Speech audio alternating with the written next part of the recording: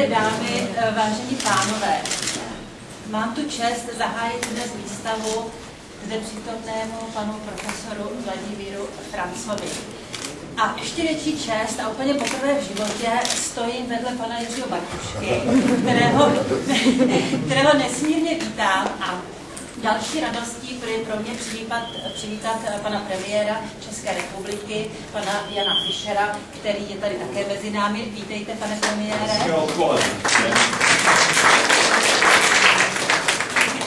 Dále velmi srdečně vítám pana ministra kultury. Vítejte, pane ministře, pana Václava Zemana. A také mě potěšilo, že jsem dnes poprvé viděla dítko mého kolegy, pana generálního ředitele Národního muzea, pana Michala Lukeše. Michal je tady s Aničkou, s manželkou, a dcera se jmenuje? Saša. Tak vítejte. No a samozřejmě vítám vás všechny, kteří jste přišli na dnešní zahájení.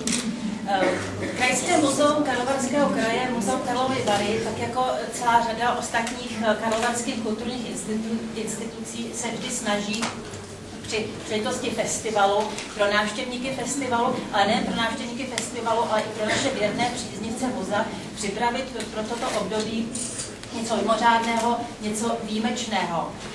Proto jsme připravili výstavu Vladimíru Francovi. Asi se budete ptát, proč tedy zrovna Vladimír Franc. Zhruba před rokem, když jsem přemýšlela, koho vybrat pro toto období do Karlových Varů, tak tomu pomohla jako vždy v životě náhoda. Navštívila jsem v Nepomůku Městské muzeum, kde Vladimír Franc vystavoval akvarely krajiny, akvarely Nepomucka. Pan Franc si vybral Nepomucko pro tvorbu i odpočinek, tak jsem neváhala a navštívila jsem ho v malé vesničce Dožice, kde jsem našla malujícího malíře, chodlatého psa a paní Jiru Sautkovou. Byla jsem velmi přivítána a tam vlastně u nich na chalupě, takové nádherné, jasně modré chalupě, kde si to bývala hospoda, vznikla vlastně myšlenka této výstavy. Už tehdy se mi zdálo, že vím, že je to právě pan Vladimír Franc, který může přivést svojí tvorbou a svojí přítomností do Karlových Varů tu nádhernou atmosféru. A nejen atmosféru, ale svoji tvorbu, své myšlenky. Je to osobnost české současné kultury a proto jsem nesmírně ráda, že to právě tady stojím vedle vás a že vám za všechny mohu poděkovat, že jsme mohli udělat tady výstavu.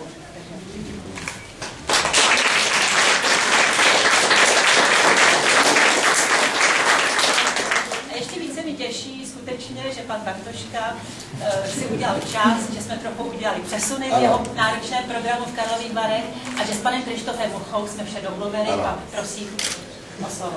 Smrt každé akce jsou řečníci, takže budu si rád. Pro nás je strašně příjemné, že během festivalu filmového jsou tak kvalitní doprovodné akce, jako je dnešní výstava. A to je asi všechno, co jsem chtěl.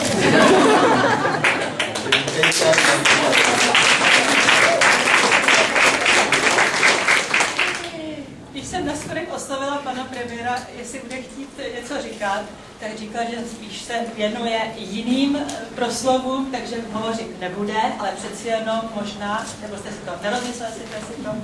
Já jenom bude zrovna tak krátký, jako to předchozí, ale nás zmnožovalo řady, který mají pocit, že můžu ke všemu něco říct a ono to pak nedopadá úplně dobře. Já jsem jenom rád, toho bych se chtěl vyvarovat.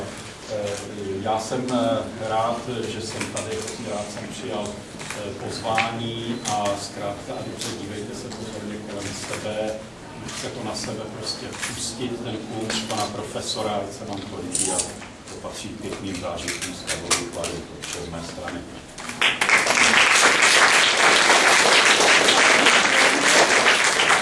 A pan ministr mě řekl, že řekne 3 věty. Tak vám nebudu vám já mu je jako statistiku budu počítat. A my se uvidíme ve středu, tak propovíme si ve středu. nepočítáte pozdrav. Ne, nepočítám. První, Vláďo Franko nám dlouho, proto jsem slíbil, že přijdu, když se můžu na cestách jinde.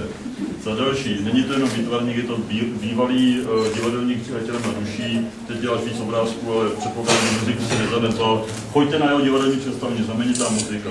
A je to dobrý kantor na divadelní fakultě, ano, to by se mělo taky dodat ještě. Vláďo, gratuluju.